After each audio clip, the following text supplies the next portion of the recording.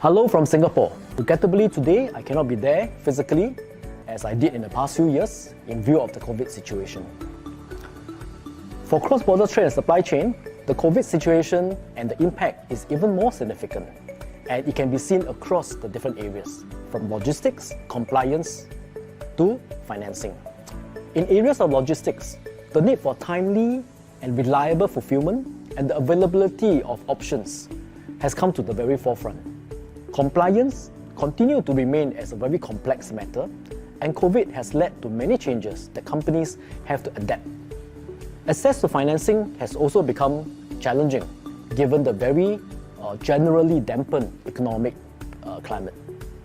Perhaps one positive trend that emerged from the COVID situation is that governments and businesses are now more aware and more ready to digitalize, to relook and replace old practices that are no longer relevant in the new world. So due to COVID, we see governments making changes to ensure trade continues to flow. Some countries stop requesting for physical original certificates of origin. Some exempted customs duties for essential items, and some minimized the checks for low-risk items, and the list goes on. On the business front, we see that many surveys conducted recently, including those by Gartner, showed that many respondents have indicated that while they see the need for resilient and high visibility on their supply chain, many are still adjusting and adapting to cope with these new requirements. And most of them are starting to look at having to achieve this state of visibility and seamlessness over the next 2 to 3 years. We believe it's really a time for us to consider a new paradigm, a paradigm of a total trade platform that meets the changing and converging needs of governments and businesses. A new paradigm that strengthens global trade and supply chain resilience by enabling connectivity at government to business, and business to business levels. In the face of growing regionalization and domestic agenda, G2G and G2B connectivity is important for governments to assist businesses to become more productive and to continue to remain plugged into the global economy. One example to help illustrate this is the exchange of health certificates for, let's say, meat exports.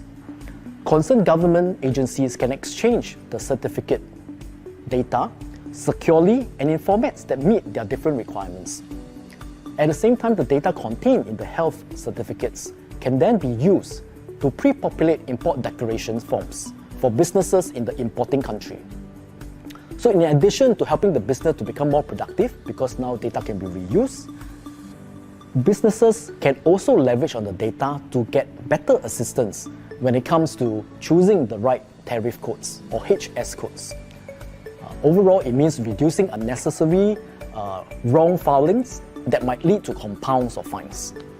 So overall, this can help promote and improve the business's productivity and data accuracy in preparing the data or in preparing for the import declaration, not just from documentation perspective, but also in terms of the actual process of importing goods from one country to another.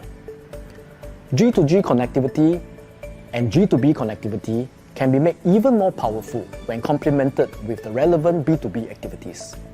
Similar data that we talked about earlier on can be used for the execution of logistics, compliance fulfillment, and even for financing.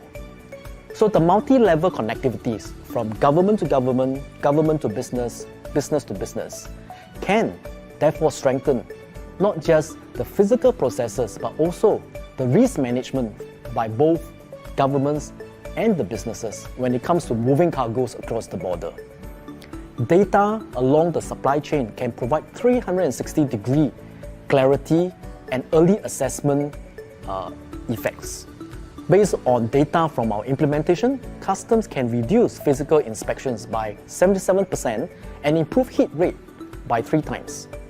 This means businesses can clear their cargoes in a much shorter timeline and speed up the time to delivery. Another important aspect of building a resilient supply chain is to ease the liquidity constraints, especially those faced by the SMEs, the small and medium-sized enterprises. So since June this year, GeTS, our company, has provided more than 300 loans to to Singapore and even overseas small and medium-sized enterprises through an online application that is meant to ease financing requirements. This application leverages on AI and blockchain, as well as transactional data that we can help to digitize the entire loan application process from assessment to disbursement. All this can be done all within 72 hours. In fact, in many cases, we actually achieve the end-to-end process from application to disbursement within 24 hours. So as China's gateway to ASEAN, Singapore plays a strategic role in the development of the Belt and Road Initiative and the International Land-Sea Trade Corridor. Not only will this create more opportunities for deeper collaboration between the two countries, it will also help businesses in China as well in ASEAN to access each other's markets. In conclusion, it is very crucial that we strengthen the resilience of trade through multi-level government and business connectivities.